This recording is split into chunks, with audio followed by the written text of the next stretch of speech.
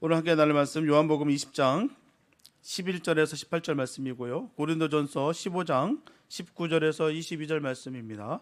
요한복음 20장 11절에서 18절, 고린도전서 15장 19절에서 22절입니다.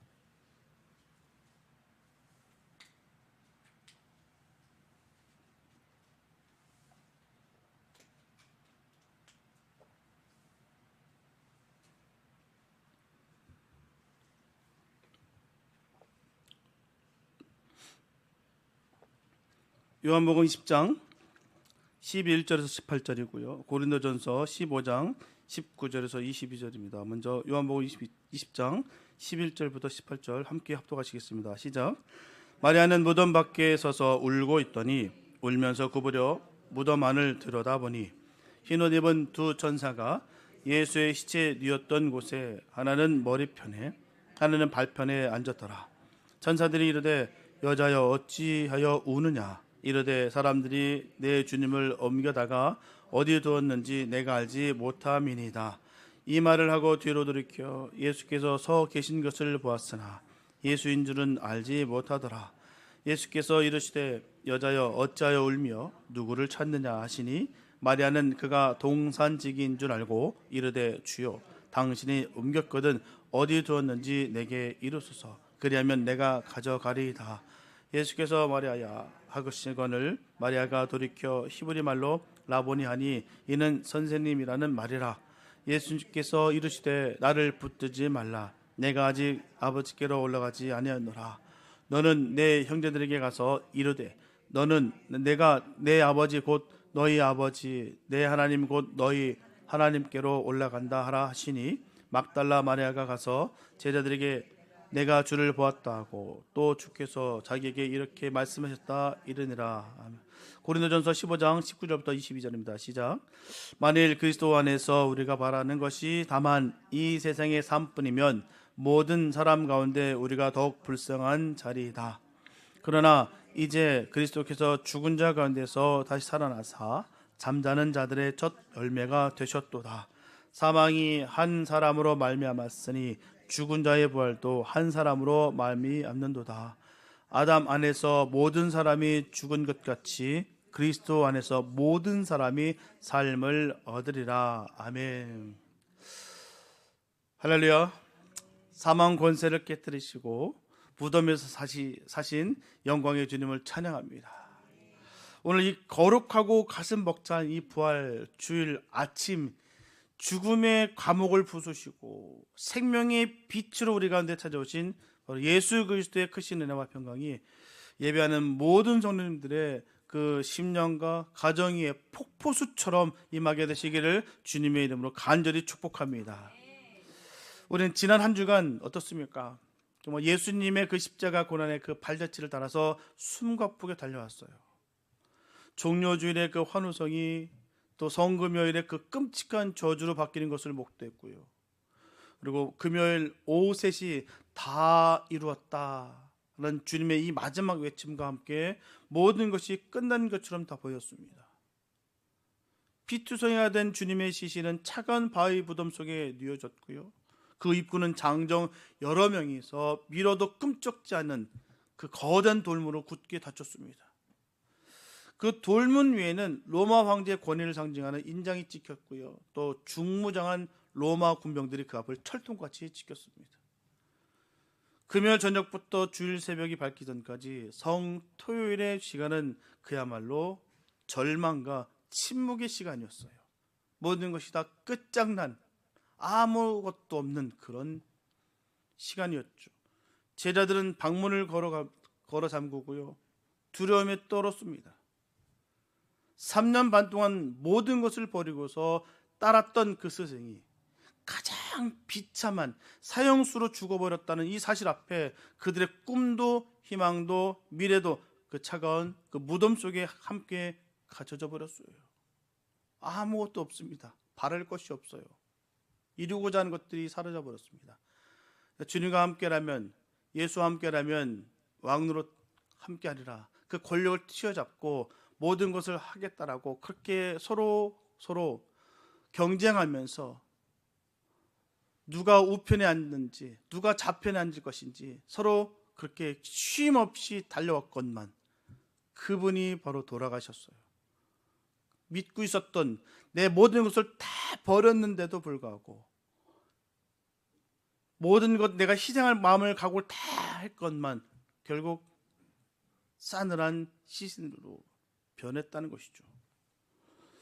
세상의 권력자들은 이제 골칫거리 예수는 영원히 사라졌다고 하면서 승리의 축배를 들었을 것입니다. 온 우주가 숨을 죽인 채 죽음이 최종적인 승리자가 된 것처럼 보였던 그 캄캄한 그 침묵의 시간이 흘렀어요. 그런데 여러분, 기독교 역사는 결코 무덤의 문이 닫힌 금요일이나 토요일에 끝나지 않습니다. 안식 후 첫날 아직 어스름한 새벽볕이 동이 터올 때 인류 역사상 가장 위대하고도 찬란한 반전의 역사가 시작됩니다. 하늘로부터 천사가 내려와서 무덤을 막고 있었던 그 거대한 돌문을 굴려버렸고요. 황제의 인장은 무용지물이 되었고요. 죽음을 지키던 로마 군병들은 두려워 떨며 엎드려졌습니다. 그가 여기 계시지 않고 그가 말씀하신 대로 살아나셨느니라. 이 천사의 그 장엄한 선포는 단순한 기적이 아니에요. 세상의 모든 종교는 죽음을 인간의 끝으로 규정하고 있고요. 그래서 창시자들의 뼈가 묻힌 그 화려한 무덤을 바로 성지로 삼고 그렇게 기르고 있습니다.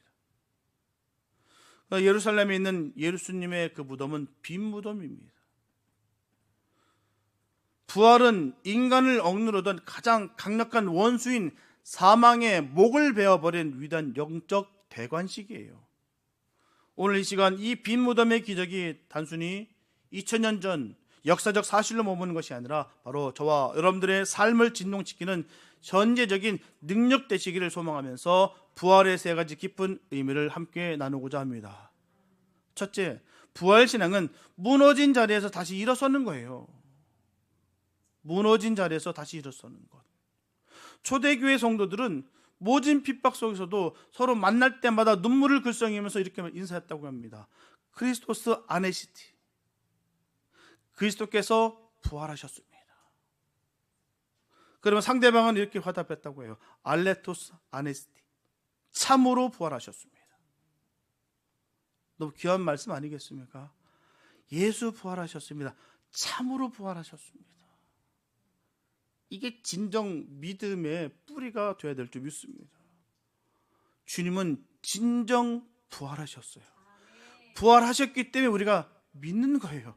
예수 믿는 이유가 여기 있는 거예요. 교리를 믿고 수많은 지식을 믿고 좋습니다. 그런데 정작 믿어야 될 것은 예수 부활입니다. 이거 믿지 않으면요, 다른 건 다 소용없습니다. 이게 진정한 믿음이에요. 그들이 얼마나 정말 절절하게, 정말 뜨겁게, 정말 눈물을 흘리면서 예수께서 부활하셨습니다. 그러면 받는 입장에서는 참으로 부활하셨습니다. 그 아픔과 고난과 그 정말 참혹한 그 현실 속에서 그 조롱과 손가락질과 그 얼음 중에 있을 때 그들은 이 소망을 꽉 움켜잡고 서로가 서로를 바라보면서 예수께서 부활하셨습니다. 참으로 부활하셨습니다. 그 절절함이 참 느껴집니다. 신약성경에서 부활을 뜻하는 헬라 원어 아나스타시스라고 하는데요. 이 단어는 위로 다시를 뜻하는 접두 아나와 똑바로 일어서다를 뜻한 동사 히스테미가 결합된 단어예요. 직역하면요, 무너진 그 자리에서 다시 똑바로 일어서는 것을 의미하는 거예요. 형편이 나아지고 상황이 바뀌어서가 아니라 그 자리에서, 무너진 그 자리에서, 참혹한 그 자리에서 다시 똑바로 일어서는 것, 이게 바로 부활입니다. 남들도 다 그러니까 우리도 괜찮아라고 타협하고 쓰러진 채 넘어지는 것이 아니고요. 내가 좀 나아지면 요 텀만 넘기면 그때 일어서리라. 그게 부활이 아닙니다. 지금 당장 바로 똑바로 서는 것, 이게 부활입니다. 부활은 단순히 기절했던 사람이 깨어나는 거 아닙니다. 요한복음 11장에서 나오는 나사로처럼 죽었던 육신이 잠시 살았다가 수십 년 뒤에 다시 늙어 죽는 소생의 사건도 아니라는 거예요. 예수님의 부활은 썩어질 육신이 결코 썩지 아니할 신령한 몸으로, 약한 것이 강한 것으로, 욕된 것이 영광의 몸으로 완전히 새로운 창조입니다. 완전히 변화된 새로운 창조라는 것이죠. 로마 제국의 칼날도, 종교 지도자들의 간교한 음모도, 지옥의 문짝조차도 생명의 주님이 다시 일어서는 것을 결코 막을 수가 없었어요. 그 어느 것도 막을 수 없습니다. 여러분, 이 아나스타스의 능력, 바로 부활의 능력이 오늘 우리에게 왜 그토록 중요할까요? 우리가 살아가는 현실은 끊임없이 우리를 넘어뜨리고 주저앉히고요, 무덤 속에 가두려하기 때문입니다. 우리가 살아가면서 느끼는 바 어떻습니까? 넉넉할 때가, 여유로울 때가 얼마나 있으셨나 봐요. 좀 있었던 것 같은데 보면은 정말 추풍 낙엽처럼 우수수수수 다 떨어져 버리고 없어지고, 그런 때가 얼마나 많은지 몰라요. 이젠 좀 허리 좀 피겠다라고 여겼는데 웬걸요, 수많은 사건 사고가 계속 끊임없이 계속 있습니다. 이게 바로 우리들의 삶의 모습이에요. 숨막히는 경쟁과 경제적인 압박과 원치 않는 질병의 진단과 관계의 그 단절 속에서 수없이 넘어집니다. 이분은 이제는 이 정도의 반열에 올라갔을 거야. 믿음에 단단히 세워졌기 때문에 이제는 시험 들지 않겠지, 이젠 괜찮겠지라고 여겼던 그분, 그 어떤 분일지라도 꽈당 넘어질 때가 얼마나 많을지 몰라요. 어처구니 없이 말입니다. 아무것도 아닌데도 불구하고 그 문제로 인해서 허우적거리는 모습들이 바로 저와 여러분들의 모습이에요. 때론 내 안에 지독한 죄악과 반복되는 영적 실패 때문에 절망의 무덤 속에 스스로를 가두기도 한다는 거예요. 나는 끝났다, 더 이상 일어설 힘이 도저히 없다라고 탄식합니다. 그러나 부활의 주님이 내 안에 살아계심을 믿는 사람들은요, 그 캄캄한 무덤 속에서 영원히 썩지 않습니다. 예수님께서 사망의 사슬을 끊고 다시 일어서셨듯이 십자가의 고난에 연합한 자는 반드시 바로 부활의 능력으로 말미암아 다시 일어서게 될 줄 믿습니다.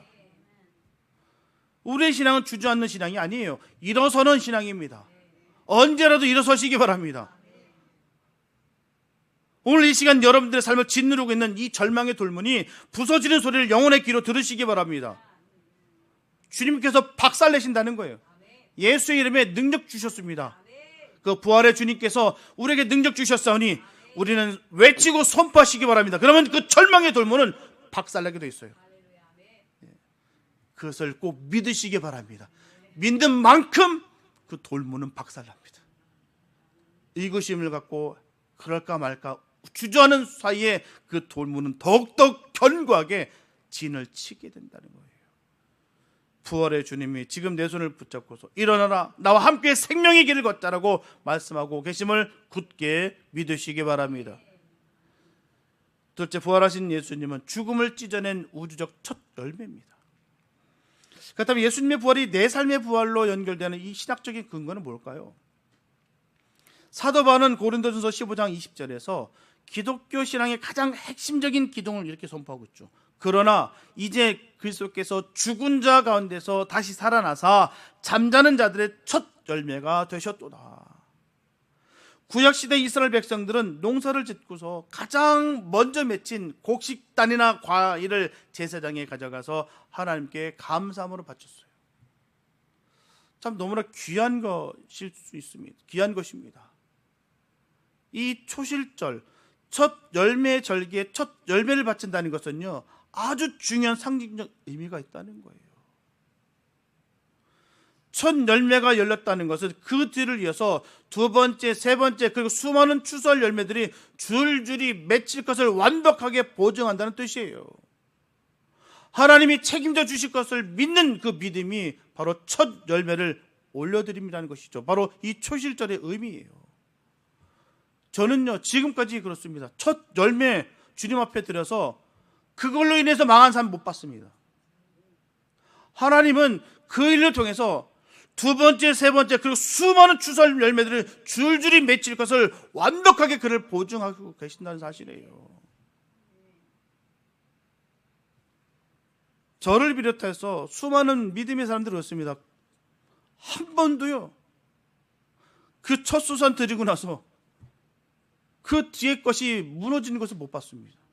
저는 그래서 확신합니다. 하나님 것을 하나님께 돌려드릴 때 하나님께서 어떻게 우리에게 보상해 주신 것을 저는 몸소 저는 체험했고요. 전 지금까지 봐왔습니다. 많은 교회를 지금까지 경험하면서 많은 그 영적인 그 흐름을 또한 지켜보고요. 또 사역 가운데 저는 그걸 다 지켜봅니다. 하나님은요, 살아계십니다. 그 살아계신 하나님 영광 돌리고 그 살아계신 하나님께 확증했을 때 하나님은 줄줄이 맺힐 것을 완벽하게 보증하신다는 거예요. 눈에 잠깐 보이는 그 아까움 때문에 우리가 많은 것을 잃어버리는 어리석음 가운데 있는 분들이 얼마나 많은지 몰라요. 주님께서 확증하시고 부어주시면요, 끊임이 없습니다. 그래서 늘 꾸어주는 자가 되지 굽지 않습니다. 그게 복 있는 삶 아니겠습니까? 손 벌리는 삶이 아니라 나눠주는 삶. 하나님께서 부어주시고 부어주셔서 흘러넘치는 것으로 우리는 그 유효한 것이다라고 얘기합니다. 그것을 우리는 마음껏 주는 거예요. 퍼주는 거예요. 퍼주면 퍼줄수록 주님께서는 부어주시는 은혜가 있다는 것이죠. 바로 그럴 때, 내가 주님을 믿을 때, 주님께서 주시는 그 능력을 우리가 믿을 때 선하게 이루어지는 것입니다. 나무 전체가 생명을 품고 있음을 증명하는 사건이에요. 나무가 살아있으니까 앞으로도 계속 이 나무를 통해서 열매를 맺을 것이다 라는 것이죠. 이 나무가 딱딱하게 굳어서 죽었다고 여기 보십시오. 거기서 어떻게 열매가 있겠습니까? 우리 주님께서 죽으셨다고 생각해 보십시오. 어찌 우리를 살릴 수 있으시겠습니까? 만약 예수님 혼자 죽음을 이기고 하늘로 올라가셨다면 그것은 그저 2000년 전 팔레스타인 땅에서 일어난 한 위대한 성인의 전설적인 기적으로 그냥 끝날 거예요. 전설로 그냥 멈출 것입니다. 그러나 주님이 부활의 첫 열매가 되셨다는 것은요, 포도나무이신 주님께 가지처럼 접붙임받은 우리 모두가 언젠가 그 주님과 똑같이 영광스러운 부활의 다음 열매들이 된다는 사실을 온 우주 앞에 선포하는 영광스러운 문서입니다. 증거가 되는 것이죠. 세상 사람들에게 죽음은 모든 것의 완전한 끝을 의미해요. 죽음 앞에서는 제국의 황제도 수십 조의 재산을 가진 재벌도 뛰어난 석학들도 속수무책입니다. 어느 누구도 맞지. 그 앞에서는 영원한 이별의 통곡만 있을 뿐이에요. 죽음을 이길 수 있는 사람은 없습니다. 그러나 주님이 무덤을 열고 나오심으로 말미암아 인류의 역사가 바뀌었어요. 부활의 첫 열매가 열림으로 말미암아 우리 그리스도인들에게, 우리 성도들에게 죽음은 더 이상 마침표가 아니에요. 끝장이 아닙니다. 그것은 영원하고 찬란한 생명으로 건너가는 쉼표이자 영광의 문이 되었어요.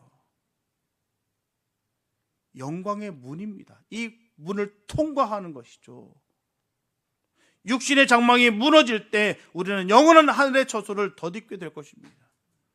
그러므로 우리는 질병의 고통 앞에서도, 심지어 사랑하는 가족을 먼저 하나님 품으로 떠나보내는 그 장례식장에서도 사망아 너희 쏘는 것이 어디 있느냐라고 호통치며 부활의 찬양을 부를 수 있는 것입니다. 이 위대한 첫 열매의 보증이 오늘 여러분들의 가슴에 깊이 새겨지시기 바랍니다. 주님은 사셨습니다. 지금도 살아 역사하십니다. 우리는 살아계신 하나님을 믿는 믿음의 사람들입니다. 늘 승리만 있게 되시길 예수의 이름으로 축복합니다. 진짜 부활 사건은 눈물 흘리는 자를 향한 인격적인 음성이에요. 이제 우주를 진동시킨 거대한 부활의 사건은 놀랍게도 가장 슬퍼하고 애통하는 한 영혼과의 지극히 개인적이고도 따뜻한 만남으로부터 시작됐다는 거예요. 부활하신 만왕의 왕이 가장 먼저 만나주신 사람은요, 로마 황제도 아니었고요, 빌라도도 아니었습니다. 또 수제자 베드로도 아니었어요. 그 사람은 바로 7 귀신 들려 평생을 고통받다가 예수님께 구원받은 여인, 십자가 밑에서 끝까지 피눈물을 흘리며 서 있었던 그 여인, 그리고 안식 후 첫날 가장 먼저 무덤을 향했던 이 막달라 마리아를 첫 번째 증인으로 선택하셨어요. 왜 그 여인이었을까요?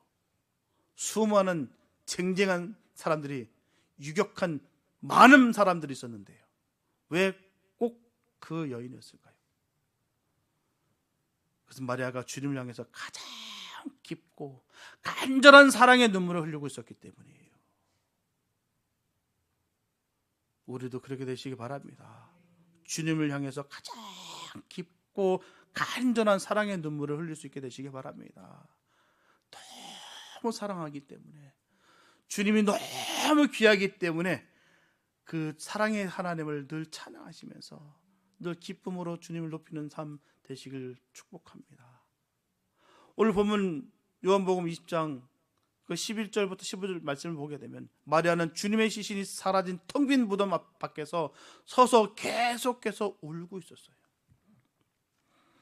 천사들이 묻고 심지어 부활하신 예수님이 등 뒤에 서서 여자여 어찌하여 울며 누구를 찾느냐라고 물으셨지만, 슬픔과 절망의 눈이 가려진 마리아는 주님을 그저 동선직으로 착각했다는 거예요. 이게 무슨 말씀입니까? 내 삶의 가장 깊은 상실감에 빠져 있을 때에 우리는 종종 곁에 계신 주님을 알아보지 못합니다.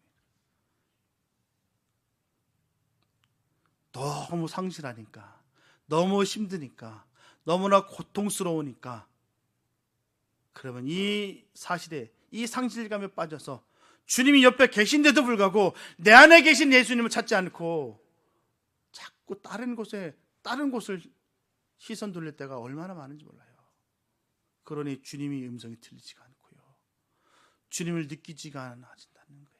그러니 점점 더 강팍해지고 딱딱해지고 굳어지는 현실과 상황이 바로 여기서 드러나는 것입니다. 주님을 보지 못할 때, 주님을 느끼지 못할 때, 늘 항상 함께 계셨는데도 불구하고 보이지가 않는다는 것이죠. 우리가 그렇습니다.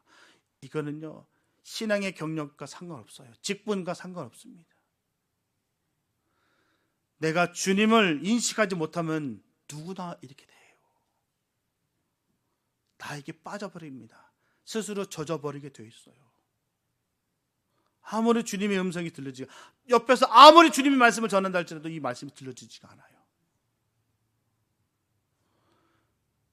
바로 그 절망의 최고조에 달한 순간 예수님께서 그녀에게 향해 단 한마디의 말씀을 던지십니다. 긴 신학적 설명도 훈계도 아닙니다. 본문 16절에 보게 되면 예수께서 마리아야 하시거늘, 마리아가 돌이켜 히브리 말로 라보니 하니 이는 선생님이란 말이라.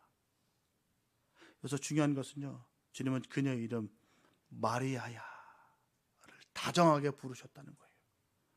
마리아야. 양은 목자의 음성을 안다고 하셨어요. 7 귀신에 들려 사람들의 멸시를 받았을 때 다가와 불러주셨던 그 음성, 그녀의 영혼을 치유하시었고 빛으로 이끌어 주셨던 그 익숙하고 따뜻한 사랑의 목소리가 귓가를 울리는 순간이었다는 것이죠. 그녀의 영혼이 덮였던 두꺼운 절망의 안개가 일순간에 걷히고요, 사망의 권세가 산산조각 나는 그 순간이었습니다. 마리아는 그 자리에 엎드려서 라보니여, 나의 주님이시여 라는 기쁨의 탄성을 터뜨렸어요. 에덴 동산에서 아담과 하와가 잃어버렸던 이 하나님과의 교제가 바로 이 부활의 동산에서 이 한 여인의 이름을 부르심으로 말미암아 완벽하게 회복된 거예요. 여러분, 부활은 책에 기록된 건전 교리가 아닙니다. 지식이 아니에요. 부활은 인생의 캄캄한 무덤 밖에서 길을 잃고 울고 있던 나를 찾아와서 내 이름을 부르시며 차가운 눈물을 닦아주시는 주님과의 생생하고 인격적인 만남입니다. 이 은혜가 있길 바랍니다. 이게 부활의 역사예요. 이게 부활의 역사. 죽었던 나를 주님이 나를 살리셨다는 거예요. 딱딱하게 굳었던 나를 주님께서 풀어주셨다는 거예요. 세상에서 그 죄로 찐들려 있었던 것, 죄를 짓고 있는데도 불구하고 죄가 죄인지도 모르고 있는 그런 상황 속에서 주님이 나를 찾아와 주셨어요. 나의 이름을 부르시면서 말입니다. 주님은 오늘 상한 심령과 텅 빈 마음으로 이 예배 자리에 나온 여러분들의 이름을 조용히 부르고 계십니다. 울지 말아라. 내가 죽음을 이기고 살아났다. 네가 흘리는 그 눈물을 내가 다 안다. 내가 세상 끝날까지 너와 항상 함께하리라. 이 음성 듣게 되시기 바랍니다. 이 다정한 음성을 영혼 깊은 곳에서 듣자마자 영혼의 무덤 문이 열렸고요, 새 생명으로 솟게 되는 기적을 반드시 맛보게 될 줄로 믿습니다. 말씀 맺겠습니다. 현대 위대한 신학자 존 스토트 목사님은 아주 유명한 명언을 남겼어요. 우리는 성금요일의 세상 속에서 살아가는 부활주일의 백성들이다. 세상에 아무리 녹록지 않고요, 현실을 바라볼 때마다 여전히 세상은 성금요일처럼 없었습니다. 도처의 전쟁은 끊임없이 일어나고 있고요, 억울한 자들이 피눈물을 흘리면서 질병과 죽음의 공포가 우리를 덮는다는 것이죠. 위협하고 있어요. 때로는 의인이 핍박을 받고 악인이 형통하는 것처럼 보입니다. 그러나 여러분, 우리는 절망하지 않습니다. 왜냐하면 우리는 이야기의 결말을 이미 아는 사람들이에요. 십자가의 참혹한 금요일과 무덤의 토요일을 지나서 반드시 승리와 생명의 부활주일이 찾아왔음을 뼛속 깊이 믿는 백성들이기 때문입니다. 사도 바울은 고린도전서 15장을 부활에 대한 웅장한 신학적 설명으로 채운 뒤에 그 위대한 장의 마지막 결론을 이 땅을 살아가는 우리 실천적인 삶으로 연결하고 있습니다. 고린도전서 15장 58절에 보게 되면, 그러므로 내 사랑하는 형제들아, 견실하며 흔들리지 말고 항상 주의 일에 더욱 힘쓰는 자들이 되라. 이는 너희 수고가 주 안에서 헛되지 않은 줄 알미라. 헛된 것이 없습니다. 주 안에서는요. 우리는 왜요? 살아계신 하나님 믿고요, 그 살아계신 하나님께서 모든 것을 알고 계시기 때문입니다. 그렇습니다. 부활을 참으로 믿는 자는 세상의 풍파에 흔들리지 않아요. 죽음의 공포를 이겼기 때문에 사람을 두려워하지 않습니다. 사람 두려울 거 없어요. 사랑의 대상일 뿐이고요, 또 이 모든 흐름과 상황들 하나님께서 모든 것을 조율하시고요, 운행하십니다. 삐걱거리는 것 같고 실수하는 것 같으나 아니요, 하나님은 지금도 완벽하게 이것을 조율하시고 계시고 계십니다. 우리는 그 현상들, 흐름을 바라보는 것이 아니라 주님 바라보는 거예요. 살아계신 하나님을 믿고 나아가는 것입니다. 세상에 썩어질 물질과 헛된 명예에 목숨 걸지 마시고 영혼에 썩지 아니할 하나님 나라와 이웃을 위해서 자신의 시간과 물질을 헌신하는 것을 결코 아까워하지 마시기 바랍니다. 세상 사람들은 십자가를 짊어지고 좁은 길을 걷는 우리 수고를 비난하다, 어리석다라고 조롱할지 모릅니다. 그러나 부활의 주님은 우리의 보이지 않는 눈물과 헌신, 사랑의 수고가 결코 헛되지 않음을 마지막 날 영광스러운 부활의 관으로 증명해 주실 것입니다. 생명의 관으로 우리를 씌워 주실 거예요. 오늘 부활주일을 맞아 우리 안에 잠자고 있었던 이 영적 야성이 다시 깨어나기를 원합니다. 내 삶의 빈무덤 앞에 서서 울고 있었던 이 연약함을 십자가 밑에 온전히 다 벗어 던지시기 바랍니다. 그리고 나를 찾아오셔서 내 이름을 다정하게 부르시는 그 생명의 주님의 손을 꼭 붙잡고 힘차게 일어서시기 바랍니다. 이제 예배당 문을 나서 세상 속으로 향할 때 쭈뼛거리지 마시기 바랍니다. 여러분들의 삶의 현장에서, 일터에서, 가정에서 예수께서 다시 사셨습니다, 십자가가 승리하셨습니다라고 삶으로 담대히 선포하는 거룩한 부활의 증인들이 되시기를 바랍니다. 이 영광스러운 부활의 기쁨과 생명의 능력이 오늘 이 자리에 모인 모든 성도들의 남은 생애 위에, 그리고 우리 교회 위에 영원토록 함께 하시기를 생명의 참 주인이신 바로 예수님의 이름으로 감사하며 축원합니다. 기도합니다. 생명과 빛의 근원이 되시면서 부활의 첫 열매가 되신 전능하시고 영광스러운 하나님 아버지, 감사합니다. 가장 참혹했던 십자가 무덤 그 침묵을 깨뜨시고 사망 권세를 이기신 우리 주 예수 그리스도를 온 마음과 정성을 다해 찬양합니다. 영광과 존귀를 홀로 받아 주시옵소서. 주님, 우리는 십자가 길을 묵상하면서 이 부활의 아침에 이르렀습니다.